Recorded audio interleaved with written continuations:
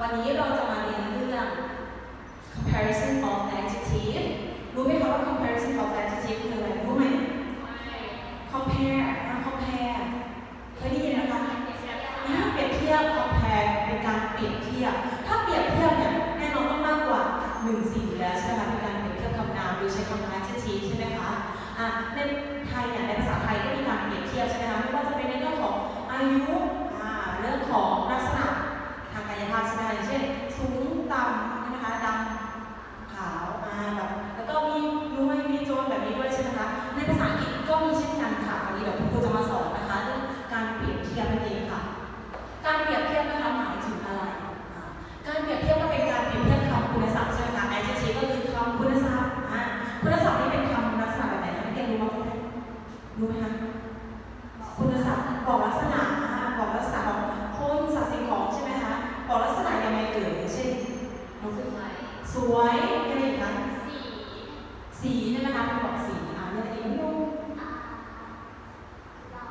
หล่อสมาร์ทใช่ไหมคะ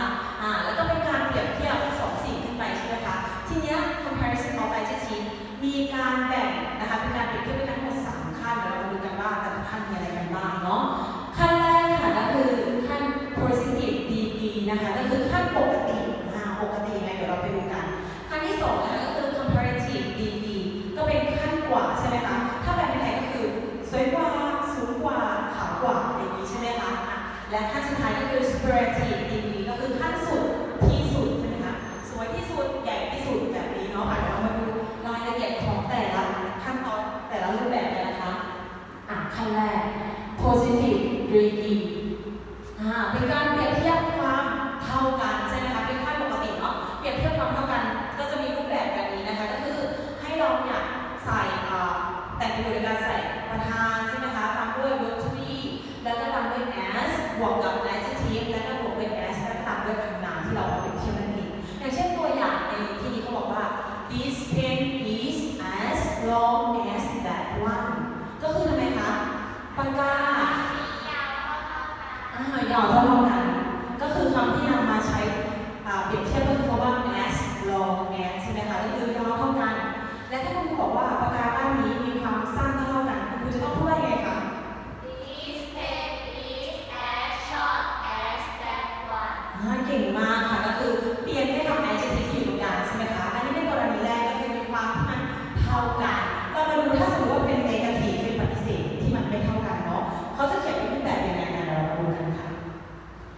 เป็นแบบขั้นธรรมดาเป็น positive ที่เปรียบเทียบความไม่เท่ากันนั่นเองนะคะตัวอย่างเหมือนเดิมค่ะก็เพียงแค่เพิ่ม not เข้ามาในหน้า as แล้วก็นำเป็น adjective as นะคะอย่างเช่นตัวอย่างที่บอกว่า this pen is not as long as that one ก็คือหมายความว่าไงคะปากกาด้านนี้ไม่ยาวเท่าปากกาด้านนั้นหรือเราจะเขียนในรูปแบบย่อก็ได้ใช่ไหมคะที่เราเห็นก็คือเป็นอะไรคะ verb to be apostrophe n t ใช่ไหมคะโอเค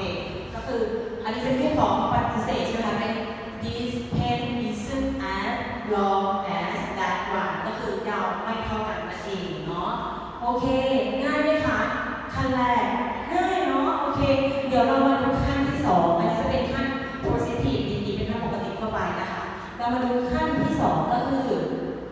เราต้องคุยอีกอย่างหนึ่งก็คือนอกจากเราจะเขียนคำว่า not as long as ได้แล้วก็ยังมีอีก1 รูปแบบก็คือเราสามารถใช้คำว่า so แทน as ตัวแรกนะคะตัวอย่างเช่น this pen is not so long as that one แต่ so นั้นก็มีความหมายเหมือนกันก็คือมีความยาวที่มันไม่เท่ากันแต่ so จะใช้ได้ก็ต่อเมื่อเป็นรูปแบบในปฏิเสธเท่านั้นจะไม่สามารถใช้เปรียบเทียบความเท่ากันได้นะคะเนาะก็มีความหมายในการสามารถใช้ได้ทั้ง2 แบบแต่ส่วนใหญ่เราจะเห็นเป็น as long as เนาะเราจะไม่ค่อยเห็นเป็น so ใช่ไหมคะโอเคค่ะต่อไปค่ะจะเป็นการเปรียบเทียบขั้นกว่าก็คือ comparative degree ใช่ไหมคะอย่างเช่นที่ครูบอกก็คือสูงกว่าขาวกว่าหล่อกว่าใช่ไหมคะอาจจะมีทั้งหมด2 รูปแบบเรามาดูรูปแบบแรกรูปแบบที่1นะคะก็จะเป็น adjective ที่เป็น1 ถึง 2 พยางค์นะคะอย่างเช่นคำ adjective ที่เป็น1 ถึง 2 พยางค์ภาษาอังกฤษมีอะไรบ้างเรียนรู้ไหมคะ1 ถึง 2 tall small short ใช่ไหมคะอันนี้เป็น1 ถึง 2 พยางค์ใช่ไหมคะแล้วก็สามารถสร้างแบบประโยคในการใส่ adjective แล้วก็เติม er ใช่ไหมคะ บวกแดนแล้วก็เป็นการเปรียบเทียบคำนามเดี๋ยวเราดูตัวอย่างกันเพื่อเห็นความชัดเจนมากยิ่งขึ้นนะคะตัวอย่างก็คือ the car is faster than the motorcycle ก็คืออะไรคะความหมาย รถยนต์เร็วกว่ารถจักรยานยนต์ รถยนต์เร็วกว่ารถจักรยานยนต์ดูตรงไหนคะก็คือ faster than คำ adjective คือคำว่า บวก er ใช่ไหมคะก็คือขั้นกว่าแต่เป็นในรูปแบบของ one ถึง two syllables ใช่ไหมคะก็คือ2พยางค์นั่นเองเนาะทีนี้เรามาดูรูปแบบที่2ค่ะรูปแบบที่2แน่นอนแล้วคุณครูจะให้ทีนิดนึงนะคะในเรื่องของการทำการเขียนประโยคถ้าสมมติในกรณีที่เป็น1 ถึง 2พยางค์มันจะมีความแตกต่างระหว่างการเขียนนะคะให้เรียนสังเกตนะคะอย่างเช่นคำที่คำว่า big ทำไมถึงได้เติม big ก็เติมเกอร์ได้เลย er ได้เลยใช่ไหมคะอันนี้จะเป็นข้อยกเว้นเพราะว่าในกรณีที่มีสลัก1ตัวกับตัวสะกด1ตัวให้แอดตัวสะกดเพิ่มไปอีก1ตัวแล้วเติม er นั่นเองใช่ไหมคำว่า big ก็กลายเป็น bigger นั่นเองนะคะต่อมาค่ะและถ้าคำที่มันลงท้ายด้วย e อยู่แล้วล่ะคะเราจะทำยังไงเติม r ได้เลยแบบนี้นั่นเองก็กลายเป็นจาก late เป็น later นั่นเองและสุดท้ายค่ะก็คือคำที่ลงท้ายด้วย y เติม er มันจะเป็นยังไงคะเคยเห็นไหมไม่เคยแล้วเราต้องทำยังไงนักเรียนรู้ไหมคะเปลี่ยน y เป็นและเติมสุดยอดเก่งมากเลยอันนี้ก็จะเป็นข้อยกเว้นนะคะทำ adjective ที่มีลักษณะต่างจากรูปแบบอื่นเข้าไปเนาะทีนี้เรามาดูขั้นกว่าในรูปแบบของ3พยางค์ขึ้นไปบ้างนะคะ3พยางค์ขึ้นไปจะไม่เติม er แล้วแต่เขาจะใช้เป็นอะไรแทนคะ more ใช่แล้วค่ะ more นำหน้าบวกด้วย adjective แล้วก็ than คือเปรียบเทียบคำนามเหมือนเดิมนะคะเดี๋ยวเรามาดูตัวอย่างกันค่ะตัวอย่างก็คือ the tiger is more dangerous than the dog ก็คืออะไรคะอันตรายกว่าสุนัขเห็นไหมคะการเปลี่ยนแปลงตำแหน่งก็คือเอา er ออกแล้วเติม more นำหน้า adjective ใช่ไหมคะแล้วก็ตามด้วย than ด้านหลังก็เปรียบเทียบเหมือนเดิมใช่ไหมคะโอเคเนาะต่อไปเดี๋ยวเรามาดูขั้นสูงสุดขั้นสูงสุดก็จะเป็นคล้ายๆกับขั้นหวังเลยนะคะแต่ขั้นสูงสุดเนี่ยจะเป็น superlative degree จะมีทั้ง2รูปแบบเหมือนกันเนาะรูปแบบแรกนะคะก็จะเป็นคำ adjective ที่เป็น1 ถึง 2พยางค์เหมือนกันใช่ไหมคะแต่เปลี่ยนจาก er เป็น est ต่อหลัง adjective และก็เพิ่ม the นำหน้านั่นเองค่ะเดี๋ยวเราดูตัวอย่างเนาะตัวอย่าง My sister is the youngest student in the class ก็คืออะไรคะเป็นที่สุดใช่ไหมคะเป็นขั้นสุดเพราะฉะนั้นต้องเป็นที่สุดของอะไรสักอย่างใช่ไหมคะทีนี้เขาบอกว่า subject ก็คือ My sister is the youngest เปลี่ยนจาก er เป็น est ใช่ไหมคะคำ adjective ก็คือ young ที่แปลว่าอายุน้อยที่แปลว่าเป็นหนุ่มหรือสาวใช่ไหมคะเติม est ไปก็คืออายุน้อยที่สุดหรือว่าหนุ่มที่สุดนั่นเองในคลาสนั่นเองแล้วเรามาดูรูปแบบที่2นะคะก็เปลี่ยนจาก est เป็นอะไรคะรูปแบบที่2ก็คือ3พยางค์ขึ้นไป adjective 3พยางค์ขึ้นไปใช้คำว่าอะไรบ้างที่อยู่ค่ะ adjective 3พยางค์ dangerous beautiful expensive ใช่ไหมคะเรามาดูตัวอย่างกันเนาะรูปแบบประโยคก็จะเป็น the บวกด้วย most แล้วก็บวกด้วย adjective ได้เลยใช่ไหมคะเดี๋ยวเรามาดูตัวอย่างกันค่ะตัวอย่างบอกว่า English is the most difficult of all the subjects ก็คืออะไรคะภาษาอังกฤษยากที่สุดจริงไหมภาษาอังกฤษยากที่สุดเลยคะแต่เมื่อกี้เราดูโอเน็ตวิชาอะไรยากที่สุดคณิตศาสตร์คณิตศาสตร์และภาษาอังกฤษยากไหมคะยากหรอโอเคเราจะไม่ทำภาษาอังกฤษเป็นเรื่องยากนะคะถ้าเราเรียนเรื่องนี้ได้เรื่องอื่นเราก็เรียนได้ใช่ไหมคะก็คือตัวอย่างก็คือ English ก็คือเป็นวิชาใช่ไหมคะ is the most difficult ก็คือเราเติม most นำหน้า adjective ใช่ไหมคะเพราะว่า adjective มีกี่พยางค์ขึ้นคะ3พยางค์นั่นเองแล้วก็ตามด้วยคำนามขยายเข้าไปนะคะยากไหมคะไม่ยากเข้าใจไหมคะเข้าใจทีนี้เดี๋ยวคุณครูจะลองให้พวกเราแต่งประโยคกันเดี๋ยวก่อนแต่งประโยคคุณครูแจกใบความรู้ให้คนละ1 ชุดนะคะถ้าใครยังไม่ค่อยเข้าใจลองดูในใบความรู้นะคะว่าแต่ละขั้นเนี่ยมีการเขียนในรูปแบบประโยคลักษณะแบบไหนเดี๋ยวคุณครูจะให้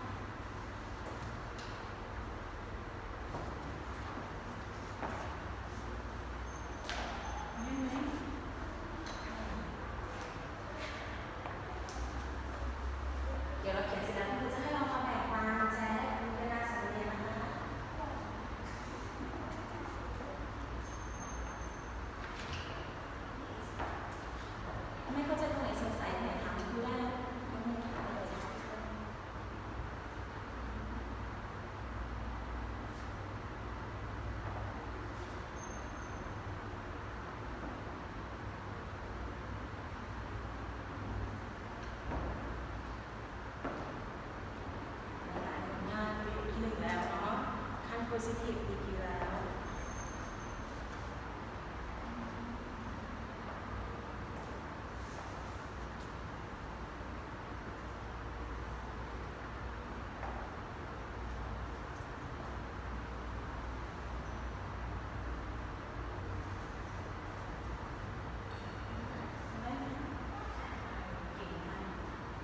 คุณครูจะเสร็จแล้วอันนี้เสร็จยังยังไม่ส่งข้อแล้วเวลาดีนาทีเสร็จแล้วคุณเสร็จแล้วเดี๋ยวรอเพื่อนๆแป๊บนึงนะคะเดี๋ยวคุณจะให้ทุกคนออกมาแชร์ประโยคของตัวเองโอเคไหมคะ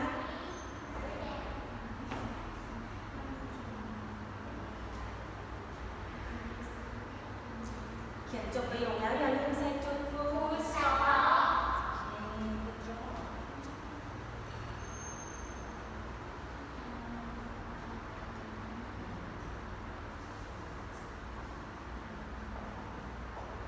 โอเคทำจ้ะหมดเวลาค่ะไหนใครจะมาแบ่งปันให้เพื่อนๆคนแรกคุณปุ้ยไหมเพื่อนๆฉันปุ้ยนั่งเลยค่ะมีทั้งหมดกี่3ท่านแรกเลยเราใช้ให้เพื่อนๆฟังหน่อยค่ะ ปุ้ย is as tall as you แปลเป็นภาษาไทยคืออะไรคะ คือปุ้ยสูงเท่ากับยูค่ะ ถูกต้องไหมคะ ถูกต้องไหม ถูก เก่งมากค่ะขั้นที่2และขั้นกว่า Mary is taller than me ค่ะ ถ้าแปลเป็นภาษาไทย Mary สูงกว่าฉัน สูงกว่าฉันนั่นเองและสุดท้ายค่ะ last one iPhone 11 is the most expensive in this class ค่ะ โอ้โห และมันจะแพงที่สุดในห้องนี้ เก่งมากจะเอาผมให้เพื่อนหน่อยใครจะเป็นคนที่2นะคะนกยูนกยูมาแชร์ให้ฟังหน่อยนกยูเป็นไงบ้างคะ ข้อแรกค่ะ Lady is as beautiful as Lala ถ้าแปลเป็นไทยคืออะไรคะ Lady สวยเท่ากับ Lala สวยเท่ากับใช่ไหมคะเป็น as beautiful as ข้อต่อไปค่ะน้องยู is taller than ปุ้ยค่ะ จริงไหม น้องยูสูงกว่าปุ้ย จริงไหมคะสูงกว่าจริงไหมโอเคก็ ข้อสุดท้ายค่ะ Mary is tallest in this class ต้องเติมเติมไหมคะ Mary is the tallest in this class ค่ะ ใช่ ก็คือ Mary สูงที่สุดในห้องค่ะ เพื่อนถามว่าเติมเดิมไหมคะเติมไหมโอเคคุณจอเอาไว้ตั้งหน่อยและสุดท้ายค่ะมารีโอเคมารีต้องไม่ซ้ำเพื่อนแล้วนะแชร์เพื่อนๆก่อนหน่อยค่ะ แบบแรกค่ะ Mary is as tall as Yala ข้อสองคือปุ้ย is older than you แล้วเดี๋ยว last one ค่ะ I am the tallest student in the classroom โอ้โหคุณจอเขาไม่ได้เลยโอเคทุกคนเข้าใจดีเนาะทำได้แล้วถ้างั้นเดี๋ยวเรามาเรียนข้อสอบเลยโอเคไหมคะเรียนแล้วต้องทำข้อสอบโอเคไหมแต่ห้ามลอกกันนะคะเดี๋ยวคุณจะแจกข้อสอบให้ให้เวลาทำข้อสอบคนละกี่นาทีดีให้เวลาทำข้อสอบ5 นาทีเนาะไม่ต้องมา10 ข้อง่ายมากเลยค่ะแล้วเดี๋ยวเรามาเฉลยพร้อมกันโอเคไหมคะโอเคนะคุณผู้จับเวลาเลยค่ะเริ่มเลยเขียนเลยค่ะ write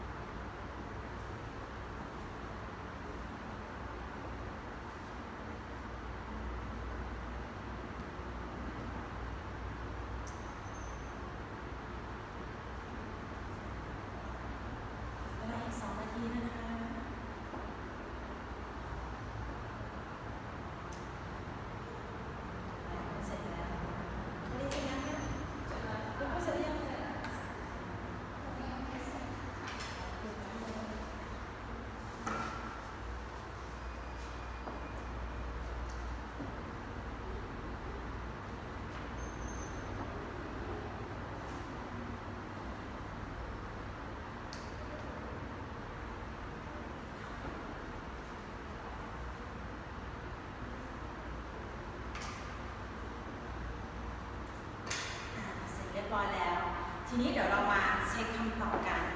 เดี๋ยวให้นักเรียนสอบคำตอบและคำตอบจากเพื่อนนะคะการตรวจโอเคเดี๋ยวเราจะมาเฉลยไปพร้อมๆกันเนาะโอเคเดี๋ยวเรามาดูกันที่ข้อแรกค่ะข้อแรกเขาบอกว่าอะไรคะพร้อมกันค่ะ That boy is as fat as you. Is it correct Yes. that yes is correct ถูกต้องค่ะเก่งมากอะไรใครรู้บ้างยกมือขึ้นสูงหน่อยโอ้โหเก่งจังเลยโอเคมาดูข้อที่สองค่ะข้อที่สองเขาบอกว่าอะไรคะ She is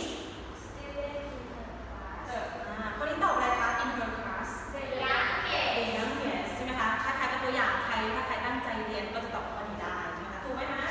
ถูกต้องโอเคเก่งมากข้อที่สามค่ะเขาบอกว่าอะไรคะ The dog is older than the cat. เป็นการเปรียบเทียบระหว่างอะไรกับอะไรคะ หมากับแมว อันนี้เรามีใช้ older than นั่นเองถูกต้องค่ะต่อมา number 4ค่ะข้อสี่เขาบอกว่าอะไรคะ The gray jacket is more expensive than the blue jacket. ทำไมข้อที่ถึงตอบดีคะ เทียบพร้อมกันสามเลยสามเลย มีสามพยางค์ด้วยไม่ใช้เป็น expensive word ใช่ไหมคะแต่ใช้เป็น more expensive than นั่นเองถูกต้องไหมคะถูกถูกต้องนะต่อมาค่ะข้อที่ห้าเขาบอกว่าอะไรนะคะ My mother is the shortest in her family. ที่เป็น the shortest เพราะว่าอะไรคะเพราะว่าเขาเปรียบเทียบกับคนในบ้านทั้งหมดเลยใช่ไหมคะนั่นคือสูงที่สุดในบ้านเลยเตี้ยที่สุดในบ้านใช่ไหมคะ shortest เนาะถูกไหมคะถูกไหมถูกทุกคนไหมโอเคเก่งมากค่ะเรามาดูข้อที่หก